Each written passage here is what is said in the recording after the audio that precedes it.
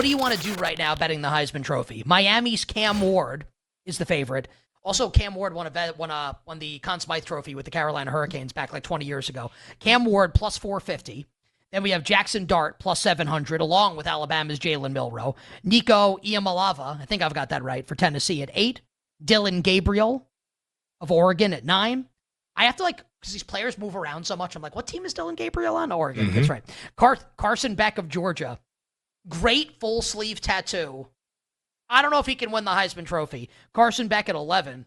Arch Manning at 16. At BetMGM, Quinn Ewers is listed at 20-1. Will Howard, Ohio State at 20. USC's Miller Moss at 20. Boise State stud running back Ashton Jeanty, who I can't wait to draft in Dynasty Fantasy Football Leagues next April and May, is at 20-1. So we'll get Tyler's thought in a moment. But Femi, first word to you, how to bet the Heisman Trophy right now. Yeah, hashtag sicko. Already thinking about Jeanty in fantasy football. I absolutely love it. But I think the biggest thing where we should start is, of course, this Texas quarterback conundrum that we have with Arch Manning and Quinn Ewers.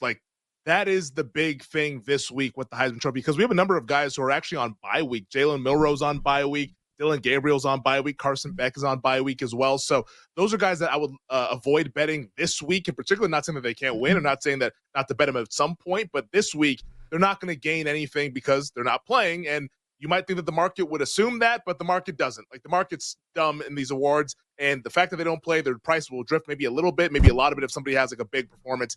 And then we can go ahead and take advantage of it maybe this time next week. But for the Texas guys, I'm almost at the point to where, and I've thought about this throughout the week. At first I was like, could Arch Manning maybe steal Quinn Ewers' job? Will Quinn Ewers come back? It sounds like with Ewers being week to week that he will come back at some point. And if that's the case, I think both of these Texas quarterbacks are out of the equation to win the Heisman Trophy. Arch Manning right now this week, they're going to play UL Monroe. They're a 48-point favorite or 45-point favorite, whatever it is. They're going to blast them. Next week, they play Mississippi State. They're probably going to blast Mississippi State as well. And then that leads to Red River when they take on Oklahoma, which is always one of the best games, one of the marquee games of the year. And at that point, Quinn Ewers were to come back, because it sounds like this oblique strain, maybe not as bad as they initially thought it was. If he comes back, well, you can write Arch Manning, you can cross him off. And also the fact that Ewers is going to miss multiple games maybe, including this past Saturday when he got hurt mid-game, you can probably cross him off because he's not going to play in enough games to sort of build up some of those statistics. So I think the Texas guys, despite being the number one team in the country, despite historically from a team quality standpoint making sense to produce a Heisman Trophy winner, it's almost too many cooks in the kitchen, whether this thing bounces back and forth between Quinn Ewers and Arch Manning, to where I think you remove both of those guys from the Heisman conversation. And Arch Manning is as low as 16-1. I've seen Ewers in that 20-1 range. That's a big deal if neither guy can actually win, given the fact that they're going to be pulling off the field, and in Quinn Ewers' case, back on the field, but having missed about 2.5, maybe even 3 games. So that's where I stand on the Texas guys. But in terms of guys to bet this week, not a ton out there. You could maybe talk yourself into a Jackson Dart, but I still think that schedule is so cream puff that the moment of truth is going to come when they actually go to Baton Rouge, so you don't have to get ahead of that right now, despite the number dropping. If they go to Baton Rouge and lose, he's going to go right back to the 15-1 that he was at the start of the season. So I'm not betting anybody right now. If you really had to bet somebody, I would actually take a look at maybe Garrett Nussmeier at a really big price, but that would just be for a small bet. But I didn't expect that, a little Garrett Nussmeier for LSU. For a small bet. I mean, their tough games are at home in Baton Rouge. Alabama is at home. Ole Miss is at home. I know they do have a tough game on the road, but if they can go 2-0 in that stretch, he's put up big numbers as well. When have we ever seen an LSU quarterback win the Heisman? Oh, just last year. And a few years ago with Joe Burrow. Brian Kelly does have a good offense to where I think that he's going to have to put up points, because defensively, a lot to be desired. So Nussmeier maybe at a big price of a small nibble. But right now for me, it's wait, because I think the guys that are on bye week right now might be the more appealing guys to win this award, despite Cam Ward being the favorite. Garrett Nussmeier, 50-1 to win the Heisman Trophy right now at the Sportsbook born in Vegas, BetMGM. Tyler, how are you betting and handicapping the Heisman Trophy market as of right now? Yeah, so I kind of agree with Femi on all of everything that he said.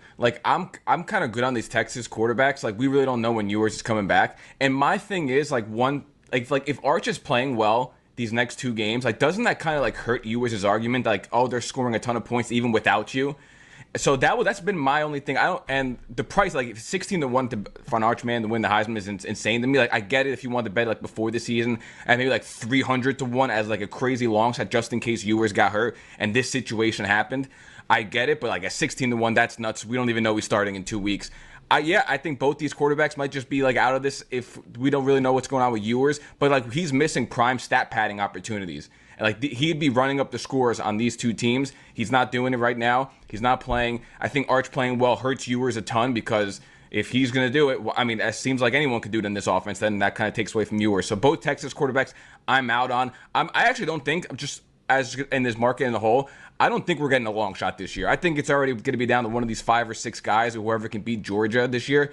So I think really it's only like a 5-6 man race. It sounds crazy saying that in week 3 or 4, but all the top guys play Georgia and they have their really good games coming up, and they've all have it are just statistically ahead of most of these people. So this might be like a boring Heisman market, but I think we already have the 5 or 6 candidates we're going to choose from at the end of the year. All right, so I have a couple of questions for you guys before we bid this segment adieu, and we'd like to get Tyler's thought on the Biletnikoff as well. First off, just an opinion from each of you guys. Femi first, then Tyler, 15 seconds each. Like, what do you think the percent chance is?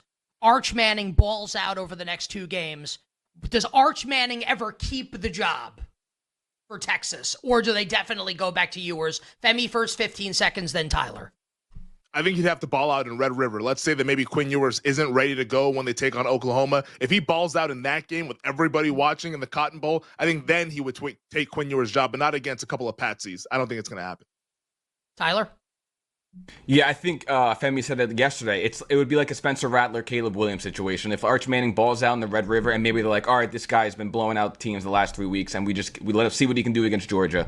But I think Ewers is going to come back. All right, 3 more here. Quick hitters. Tyler first on this one. Cam Ward, the favorite right now at plus 450. Should he be the favorite, Tyler, in this market? And I think you like him, right, to win the Heisman Trophy right now. Give me 15 seconds on Cam Ward, then we'll get Femi's thought on the Miami quarterback. Yeah, I think he definitely should be the favorite. I think he's going to be a finalist. I don't think at the end of the year he's going to win, but like the schedule is easy. He's putting up a ton of stats, and also the guys under him haven't had their marquee games yet. So let's say like Jalen Milroe beats Georgia in like 2 weeks. I think he hops Cam Ward, and he's just a favorite. Yeah. My thing with Cam Ward is that I'm not sure if Miami is as good as we think they are. They played Florida, who's a disaster, and they played a couple of teams that are not that great. In fact, maybe they might be in trouble against South Florida on Saturday. Like, if that game gets a little bit dicey, Cristobal in those close games, I don't know. Like, there's just something off with me in Cristobal. Like, I just don't like him, and I don't really like his teams. But Cam Ward has been terrific. All right, 15 seconds each on Miller Moss, the USC quarterback right now, who obviously had like the big opening like win against LSU, and a centerpiece game for Miller Moss, Femi, against Michigan this weekend. So Femi first, then Tyler on Miller Moss, the big bouse. Yeah, it's a big one to keep track of because this is a marquee game in the big house. If he's able to have a big statistical game, then I think he would enter the conversation. The problem with Miller Moss and betting him before this game is that the total against Michigan's 46.5. I think it's going to be an uglier sort of game. Maybe they lean on the run game or trying to get out of there with a victory somehow, but I don't think you should bet him just because the total's so low. Probably not going to put up big stats. Yeah, the statistical output, I don't think it's going to be there. And USC's like playing like their defense is amazing now. Like in the Lincoln Riley offense, you think that he'd have insane numbers. It's just not working like that. So yeah, I'm good on Miller Moss. Tyler, is Miller Mouse the big bouse? Yes or no? No, I'll say no actually. All right, so Miller Mouse, not the big bouse, per Tyler Morales. Last one, Femi first here.